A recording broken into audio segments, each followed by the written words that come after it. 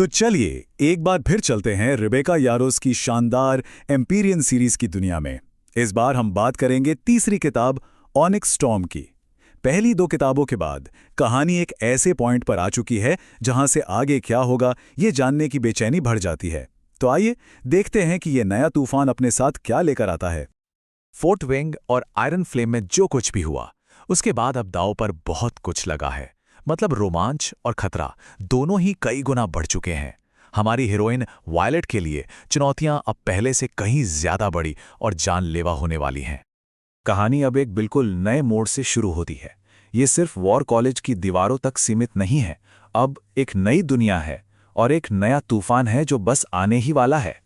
और शायद सबसे बड़ा बदलाव यह है कि वायलेट ज़ोरेंगिल अब बिस्गियात वॉर कॉलेज की जानी पहचानी दीवारों के पीछे नहीं है।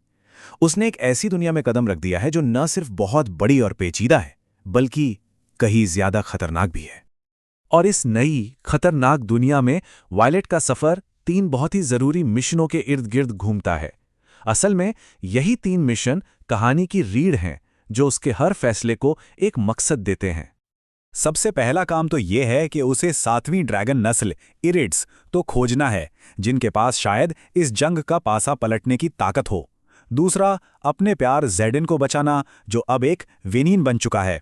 और तीसरा, अपने घर अरेशिया की हिफाजत करना, जिसके जादुई कवच लगातार कमजोर पड़ रहे हैं। सच कहूं तो इनमें से हर एक मिशन अपने आप में लगभग नामुमकिन सा लगता है। अब जाहिर सी बात है कि इन मिशनों को पूरा करने का रास्ता कोई सीधा और आसान तो होगा नहीं। ये सफ़र धोखे, राजनीति और ऐसे ऐसे खतरों से भरा है जिनके बारे में सोचा भी नहीं जा सकता। इस सफर में वायलेट को हर कदम पर नई चुनौतियों का सामना करना पड़ता है।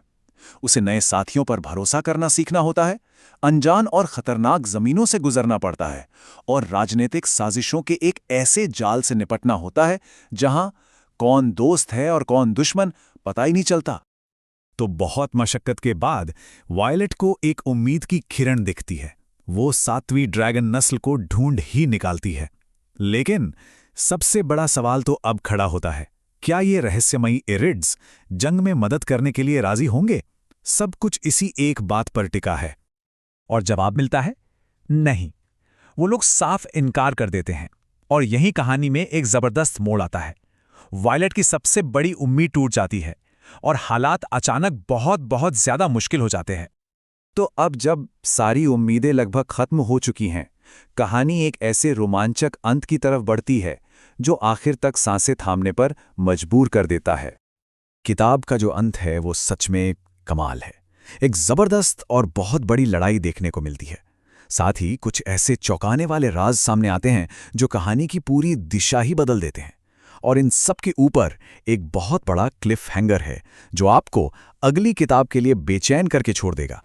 ये अंत अगली किताब के लिए एक बेहतरीन स्टेज तैयार करता है और पढ़ने वालों के मन में और जानने की एक जबरदस्त इच्छा छोड़ जाता है। सारे धागे उलझे हुए हैं और आगे क्या होगा ये पूरी तरह से एक राज है। तो आखिर में हम सब एक ही सवाल के साथ रह जाते हैं जो इस पूरी सीरीज का दिल है।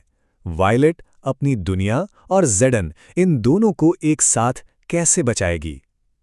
ये एक ऐसा सवाल है जिसका जवाब हमें अगली किताब में ही मिलेगा।